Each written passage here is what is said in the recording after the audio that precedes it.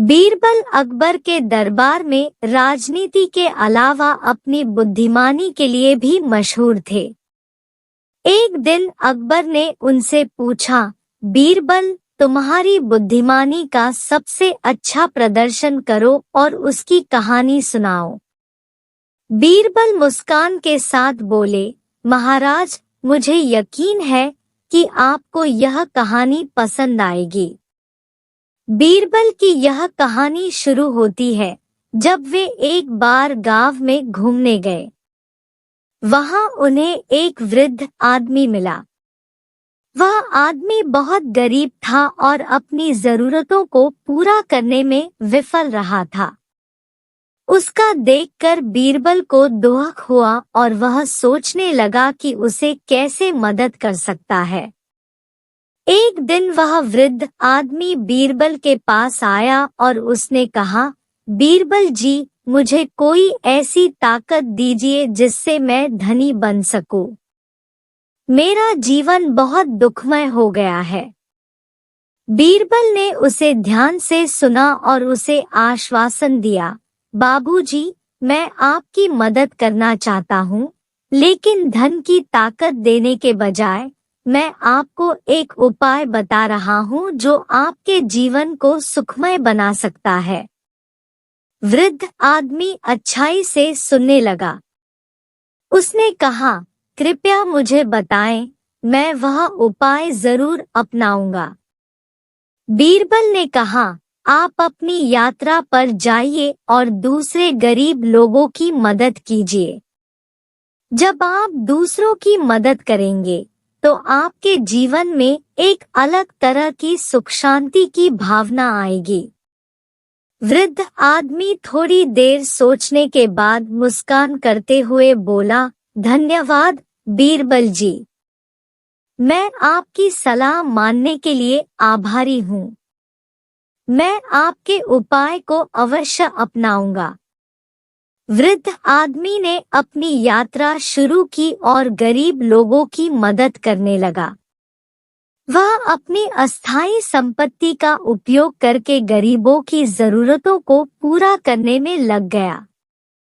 उसकी मदद से उन लोगों को खुशी की मुस्कान मिली और उनके जीवन में आनंद आया। कुछ समय बाद जब वृद्ध आदमी वापस अपने गांव लौटे तो उसे अपनी खुद की धनी संपत्ति की जरूरत महसूस नहीं हुई। उसके जीवन में आनंद और संतोष की भावना स्थायी रूप से बस गई थी। उसने बीरबल के पास जाकर धन्यवाद कहा और उसे अपनी बुद्धिमानी के लिए शुभकामनाएं दी। अकबर ने बीरबल को प्रशंसा की, बीरबल, तुम्हारी यह कहानी मेरे दिल को छू गई। तुमने सही उपाय बताया है। अच्छाई करने से ही हमारा जीवन सुखमय बनता है। बीरबल मुस्कान के साथ उत्तर दिया, धन्यवाद महाराज। हमेशा अच्छाई करने का मौका मिले तो हमें संतोष की भावना मिलती है और हमारी बुद्धि भी विकसित होती है। इस तरह बीरबल की बुद्धिमानी और उनका समाज सेवा के माध्यम से आत्मा को तृप्ति प्राप्त होने की कहानी बहुत प्रसिद्ध हुई। यह हमें यह बताती है कि दूसरों की मदद करने से हमारी खुशियां और समृद्धि बढ़ती है और हम अपनी बुद्धिमानी का उपयोग सामाजिक कल्याण के लिए कर सकते हैं। एक दिन अकबर ने अपने दरबार में एक उच्चाधिकारी के खिलाफ शिकायत दर्ज करवाई। उच्चाधिकारी ने खुद को मासूम साबित करने के लिए एक चालान लिखा जिसमें वह निर्दोष ठहर गया। अकबर ने इस मामले को सुलझाने के लिए बीरबल से सलाह मांगी। बीरबल ने सोचा कि यदि उच्चाधिकारी दोषी है तो उसे दंडित किया जाना चाहिए। वह एक योजना बनाने के लिए सोचने लगे।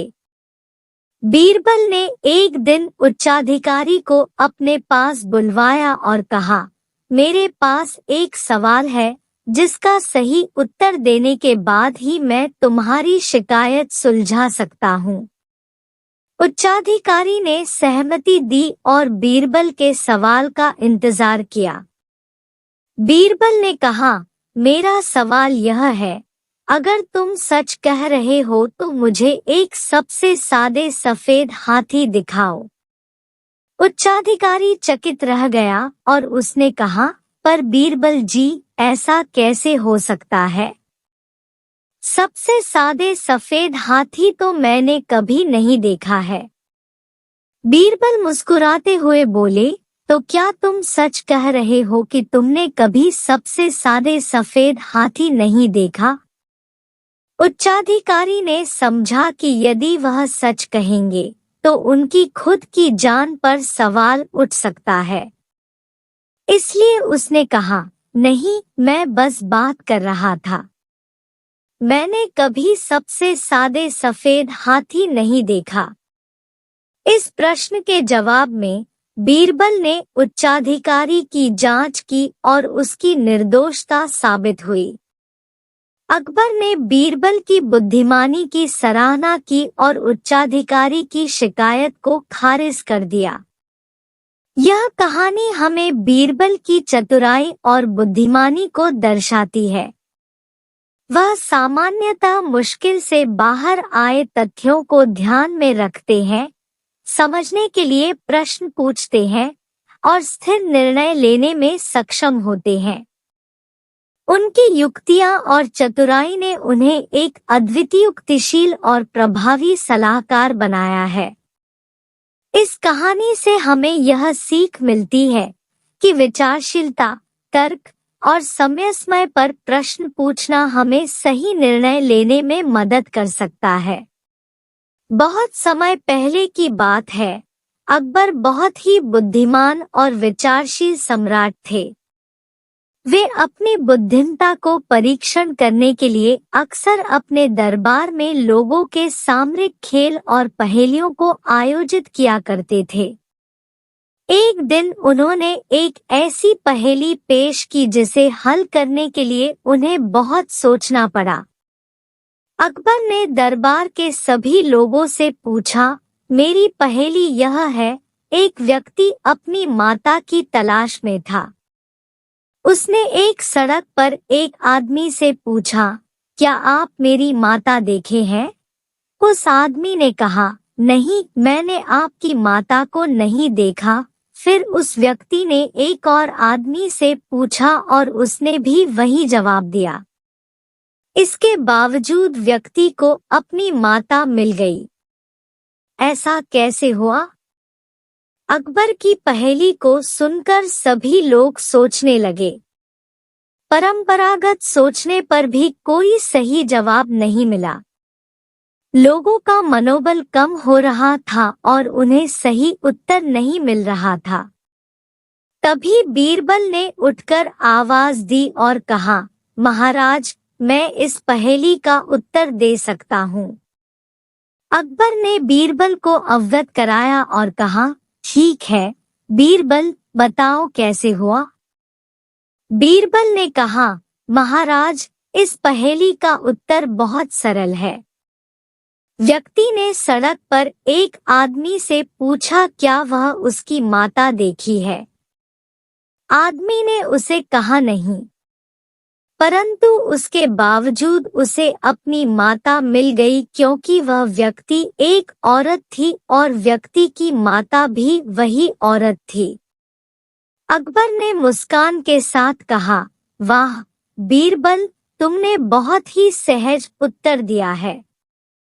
यह वाकई मेरी पहेली का हल है। तुमने मुझे एक नया तत्व प्रदान किया है और मेरे मन को चिंतित किया है। इस कहानी से हमें यह सीख मिलती है कि विभिन्न दृष्टिकोणों से सोचकर और नए तत्वों को मध्यस्थ करके हम समस्याओं का हल निकाल सकते हैं। बीरबल की बुद्धिमानी और विचारशीलता के माध्यम से उन्होंने अकबर की पहेली को सुलझाया और हमें एक महत्वपूर्ण सीख दी है। प्रतापगढ़ राज्य के सम्राट अकबर के दरबार में बीरबल नामक एक बुद्धिमान महानुभाव निवास करते थे। वे अकबर के सबसे आश्चर्यजनक मनोरंजन करते थे और अकबर को हमेशा उनकी सलाह और विचारों की प्रतिभा पर गर्व था। एक दिन अकबर ने बीरबल को एक विशेष चुनौती दी। उन्होंने कहा, बीरबल, तुम मेरी सबसे बुद्धिमान और विचारशील प्रशासक हो।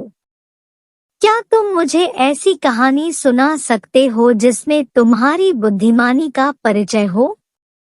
बीरबल ध्यान से सोचे और फिर अकबर को यह कहानी सुनाई। हुजूर, एक बार ऐसा वक्त आया था जब हमारे राज्य में अचानक एक अनोखा मक्खी आई। यह मक्खी सबसे बड़ी थी और अपनी शानदार सौंदर्यता के कारण लोगों के बीच खूब प्रसिद्ध हो गई। लोग उसके आने का आनंद लेने लगे और उसे एक विशेष स्थान पर बिठा दिया। वहां उसने अपने आप को राजकुमारी घोषित कर दिया और अकबर समेत सभी को चुनौती दी कि वह एक सवाल पूछो और उसका उत्तर जो बेहतरीन होगा, सिर्फ वही सवाल पूछ सकेगा। सभी लोग मक्खी की बुद्धिमानी के बारे में बहुत समझदारी सुनने के लिए उत्सुक थे। बीरबल को यह सब सुनते ही मजाक में बोला, हुजूर, क्या मैं यह सवाल पूछ सकता हूँ? अकबर ने हंसते हुए कहा, जरूर बीरबल, तुम बहुत ही खुशखबरी देने के लिए जाना जाना हो। बीरबल ने एकदम गंभीर चेहरे से कहा, मेरे पास सवाल है। अगर मक्खी बुद्धिमान होती तो क्या वह यहाँ आकर अपने बारे में सुनाने के बजाय कहानियां सुनने के लिए आती? दरबार के लोग चकित रह गए और उनकी हंसी रुक गई। सभी सोचने लगे कि उसने सच में एक गहराई से चिंता की बात कह दी है। अकबर ने बीरबल की ओर तेजी से देखा और उनकी बुद्धिमानी को समझने का प्रयास किया। धीरे धीरे अकबर ने मुस्कान के साथ कहा, बीरबल, तुम सचमुच अद्भुत हो। तुम्हारी यह कहानी ने मुझे यह सिखाया है कि हमेशा पहले अच्छी तरह से सोच करने से पहले हमें सवालों को विचार करना चाहिए। तुम्हारी बुद्धिमानी का परिचय मुझे इस बात को समझाने में मदद करता है कि हमें सभी बातों को एक नजर से देखना चाहिए, न कि सिर्फ एक दृष्टि से। अकबर के शब्दों से सभी लोग संतुष्ट हो गए और बीरबल की बुद्धिमानी पर गर्व महसूस किया। वे सब सोचने लगे कि उन्हें अपनी सोच को विस्तारित करना चाहिए और विभिन्न पहलुओं को ध्यान में रखना चाहिए। इस कहानी से प्रकट होता है कि बीरबल ने अपनी बुद्धिमानी के माध्यम से एक महत्वपूर्ण संदेश पहुंचाया। उनकी कहानी ने लोगों को यह बताया कि हमें सभी दिशाओं को विचार करना चाहिए और अवधारणाओं को चुनौती देने से पहले सोचना चाहिए। बुद्धिमानी और समझदारी हमें सभी मामलों को समझने में मदद करती है और सही निर्णय लेने के लिए हमारे पास संसाधनों को सही ढंग से इस्तेमाल करने की क्षमता प्रदान करती है। एक बार राजा कृष्णदेवराय के दरबार में एक विदेशी व्यापारी आया था। इस व्यापारी ने राजा से मुलाकात कर कहा कि उसने सुना है कि राजा के पास कई सारे मंत्री हैं और उसने इन मंत्रियों की बुद्धिमानी के बारे में काफी कुछ सुना हुआ है। इस व्यापारी ने राजा से अनुमति मांगी कि वो उनके मंत्रियों के ज्ञान की परीक्षा लेना चाहता है। राजा ने भी उस व्यापारी की बात मान ली और कहा कि वो उनके मंत्रियों की बुद्धिमानी की परीक्षा ले सकते हैं।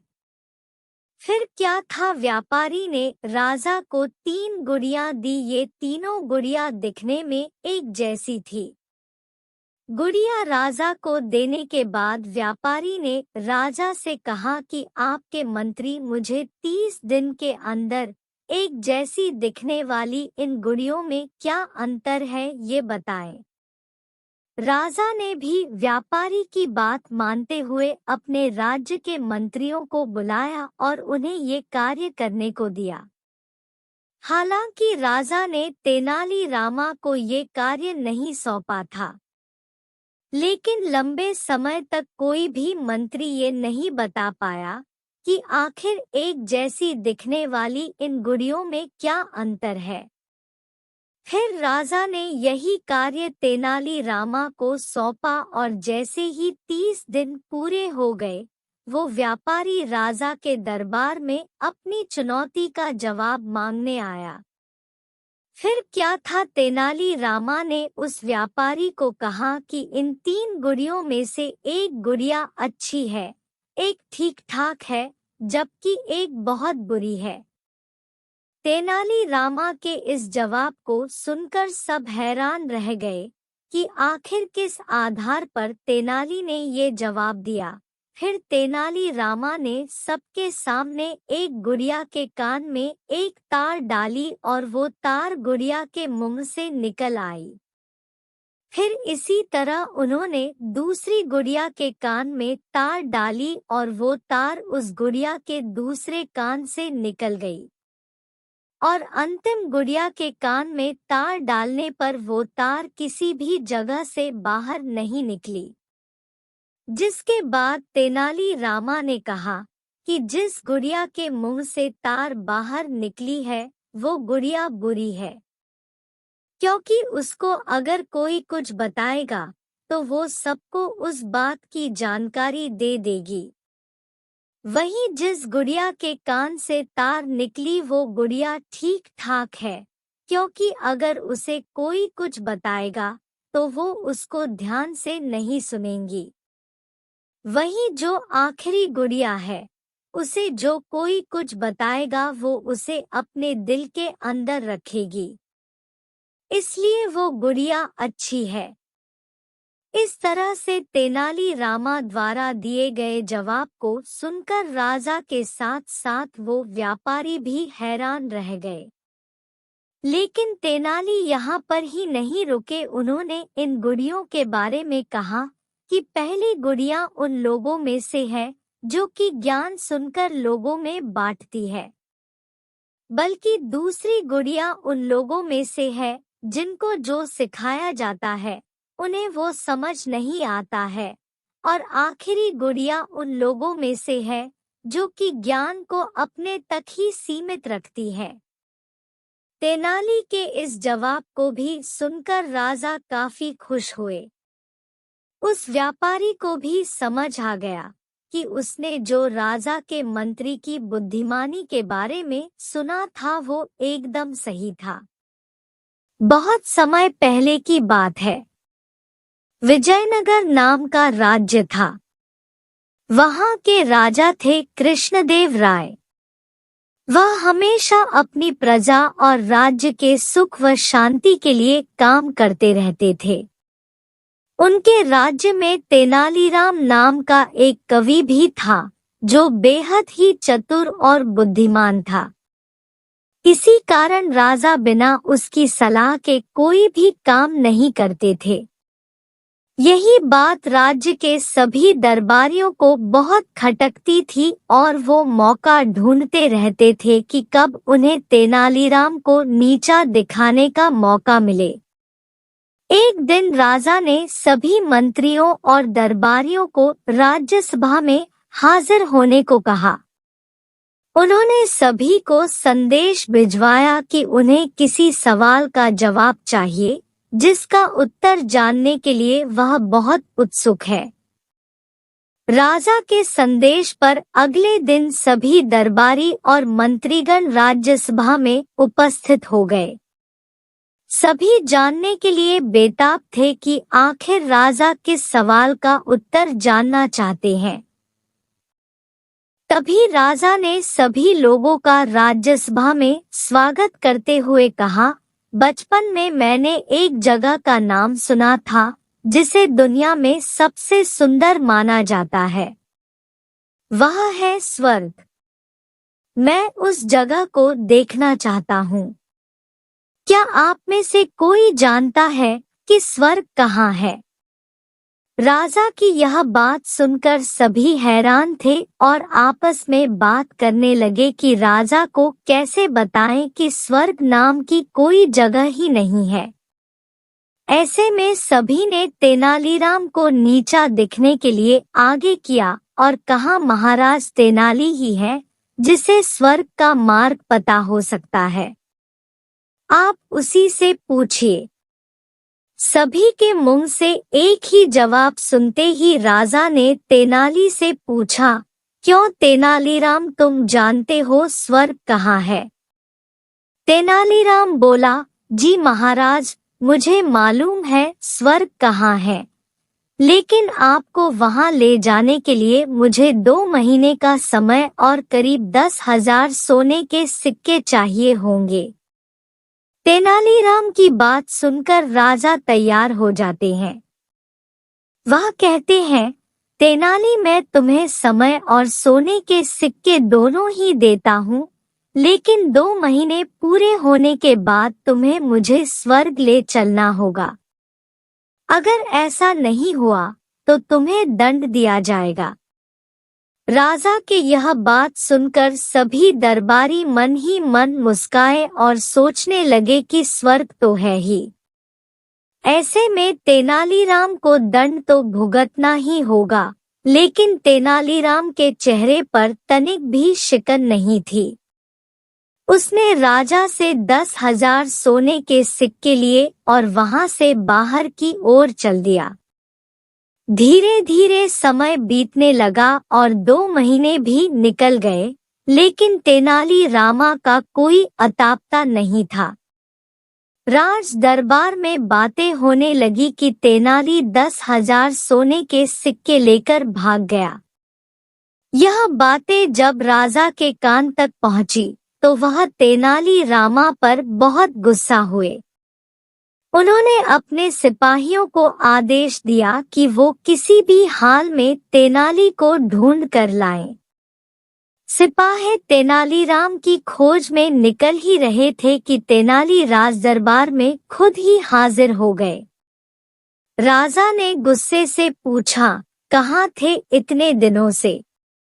तेनालीराम बोला, महाराज, मैं स्वर्ग की खोज में गया था। राजा ने कहा, मिला स्वर्ग? तेनाली बोला, जी महाराज, मुझे मिल गया स्वर्ग। मैं कल आपको वहां ले चलूंगा। तेनाली की यह बात सुनकर राजा का क्रोध शांत हुआ। अगले दिन राजा सभी दरबारियों के साथ तेनाली को लेकर स्वर्ग देखने के लिए निकल पड़े। तेनाली राम उन्हें दूर जंगलों के बीच ले गया और वहां कुछ समय आराम के बाद आगे की यात्रा करने की बात कही। चलते चलते सभी पूरी तरह थक चुके थे, इसलिए राजा के साथ साथ सभी ने तेनाली की यह सलाह मान ली। वह जंगल बहुत ही सुंदर और मनमोहक था। ठंडी ठंडी हवा चल रही थी। चारों ओर हरे भरे पेड़ थे, जिन पर रंग बिरंगे फूल और फल लदे हुए थे। राजा ने कुछ देर वहां विश्राम किया और अनुभव किया कि जिस तरह के वातावरण की कामना वह स्वर्ग के लिए कर रहे थे, वही माहौल इस जंगल में उन्हें महसूस हो रहा था। लेकिन एक मंत्री ने राजा को स्वर्ग जाने की बात याद दिलाई। स्वर्ग जाने की बात याद आते ही राजा ने तेनाली राम से चलने को कहा।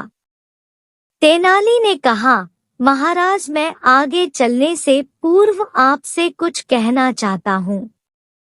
राजा बोले, कहो तेनाली, क्या कहना चाहते हो?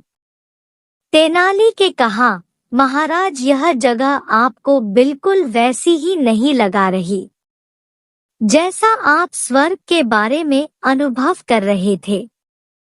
राजा ने कहा, हाँ, इस बात में तो बिल्कुल भी शक नहीं कि यहाँ का वातावरण बहुत ही शांत और मन को प्रसन्न कर देने वाला है, जैसा मैंने स्वर्ग के बारे में सोचा था। राजा की यह बात सुनते ही तेनाली बोला कि महाराज, जब ईश्वर ने धरती पर स्वर्ग जैसा अनुभव कराने वाली जगह बनाई है तो उस स्वर्ग की क्या कामना करना जिसका वाकई में कोई अस्तित्व ही नहीं है। राजा को तेनाली की बात समझ में आ जाती है। राजा कहते हैं, तेनाली तुम बिल्कुल ठीक कह रहे हो, लेकिन उन सोने के सिक्कों का क्या जो मैंने तुम्हें दिए थे? तेनालीराम ने कहा, महाराज, मैंने उन सिक्कों से यहाँ मौजूद सभी पेड़ पौधों के लिए खाद वगैरह खरीदे हैं, ताकि जिस स्वर्ग को आप देखने के लिए अपने राज्य को छोड़कर इतनी दूर आए हैं, उस स्वर्ग को अपने ही राज्य में जगह दी जा सके। तेनाली की यह बात सुनकर राजा खुश हो जाते हैं और राज्य लौटकर तेनालीराम को उसकी बुद्धिमानी के लिए इनाम देते हैं। कहानी से सीख। तेनालीरामा और स्वर्ग की खोज कहानी से सीख मिलती है कि बुद्धि से अगर काम लिया जाए तो कोई भी काम असंभव नहीं होता। बस जरूरत होती है सही दिशा में सोचने की।